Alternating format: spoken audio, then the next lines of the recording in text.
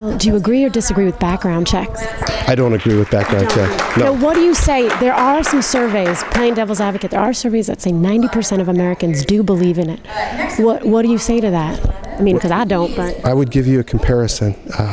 When Abraham Lincoln, the father of our party, decided that it was time to free the slaves, if you would have done a poll among Americans at that time saying, are you willing to emancipate the slaves, it might cause a war that will pit brother against brother and father against brother, it would have probably come back at 3 or 4%. But you have to seize, I think, the mantle of moral authority and lead on principle.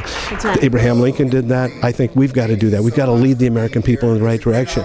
If you start going down that slippery slope of eroding the Constitution on one amendment, then what's next? What freedom are we going to erode next? Sometimes people just don't really know what's right for themselves. I think so, and I think if we frame it in terms of overall freedoms, if it's trampling on the Second Amendment now, are we going to do the Fourth Amendment?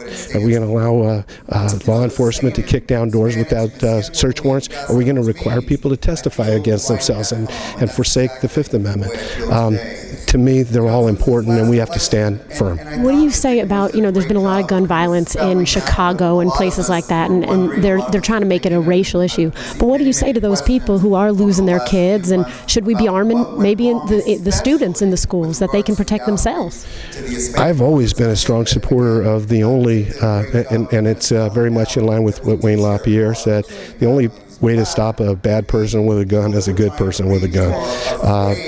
Maybe the kids should be able to protect themselves. Well, I think at the very least, our state right now is looking at the opportunity for some of our teachers to be able to carry concealed weapons and get the training possible so that they can protect our little ones. And I think there's a lot of opportunities to look out there that don't erode our freedoms. Mental health is another big issue.